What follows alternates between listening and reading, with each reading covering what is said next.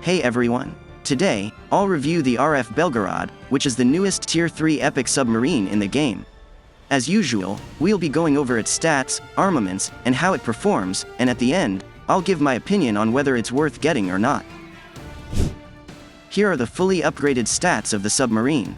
The RF Belgorod is less durable than the Type 100, but more durable than the Type 096. It has the same speed as the Type 096, but slightly less maneuverable than the Type 100.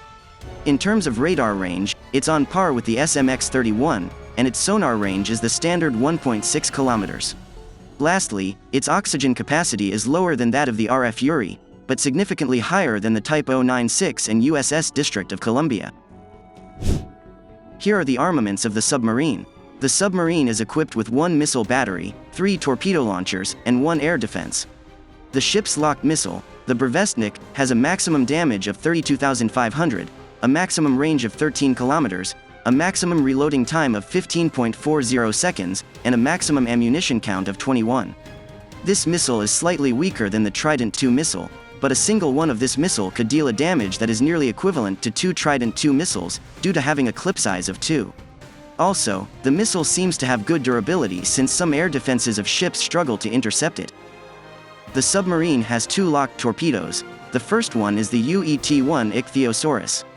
This torpedo has a maximum damage of 13,000, a maximum range of 7.4 kilometers, a maximum reloading time of 7.70 seconds, and a maximum ammunition count of 30. It's similar to the VLWT torpedo of USS Columbia. It fires more than 2 torpedoes, but it's more powerful, faster, and it seems to be a bit more durable. The second torpedo is the Poseidon, and it has a maximum damage of an impressive 91,000, a maximum range of 13 kilometers, a maximum reloading time of 16.80 seconds, and a maximum ammunition count of 12. This is the first nuclear torpedo to exist in the game. The torpedo is slow to move, and it's slow to reload, but the damage is insane. It's just what you'd expect from a nuclear torpedo. It's also very durable. Currently, you would at least need more than 2 grenade launchers for you to effectively intercept it at close range. I say currently because I think it's very likely that it will be nerfed in the future to the level where players can easily intercept it.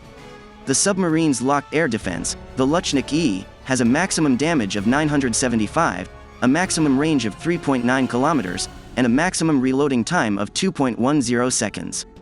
This air defense is basically just a Russian version of CRAM, but it's a bit more powerful and effective. The firepower of this submarine is pretty amazing, but it doesn't exceed the level of firepower of the USS District of Columbia, which currently holds the greatest firepower for a submarine.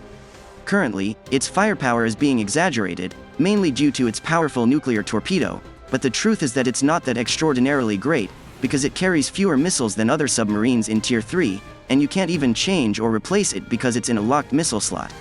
Despite not having the greatest firepower among submarines, you would still want to consider this submarine as it's the most effective at delivering its firepower to its target since its firepower is centered around torpedoes.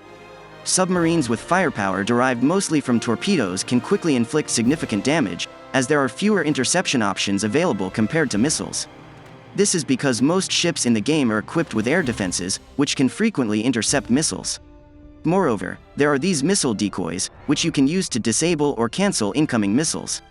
There are indeed grenade launchers that you can use to intercept torpedoes, but not all grenade launcher has that ability, and not all ships have grenade launchers. Also, you can indeed dodge torpedoes, but not all ships have the necessary speed and maneuverability to pull that off. Since the torpedoes of RF Belgorod are quite durable and powerful, it makes it much easier for this submarine to deal a lot of damage quickly. And this is exactly what makes this submarine great. In terms of survivability, it's nice because it has strong durability that makes it tough to take down, and it has high oxygen capacity that would make opponents without anti-submarine capabilities to likely struggle and potentially perish while waiting for it to resurface.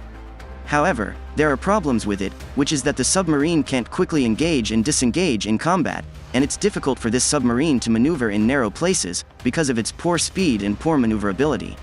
Also, as you guys might have already noticed, the air defense of the submarine is weak. However, this is to be expected for submarines since they primarily operate underwater. As a result, their vulnerability to missiles and aircraft is not a major issue, as most of these threats cannot harm them while they are submerged.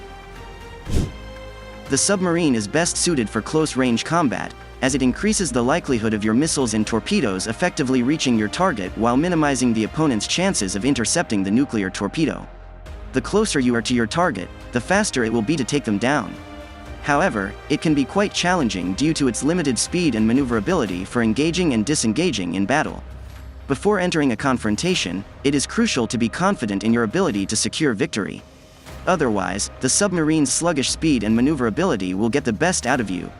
Additionally, if there's someone on the enemy team that also uses RF Belgorod, I highly recommend focusing on eliminating them first, as I believe the biggest threat to RF Belgorod is itself. Here are the advantages and disadvantages of the submarine. Overall, it's a great submarine, and it's certainly a must-have, especially before it gets nerfed. Using this submarine is currently an enjoyable experience as it can swiftly deal significant damage, enabling you to effortlessly dominate matches. Ships with less speed and no anti-submarine capability could literally be a free kill for this submarine, further showcasing how good it is. The submarine performs very well, to the point where it's even possible for this submarine to engage and overcome two opposing ships.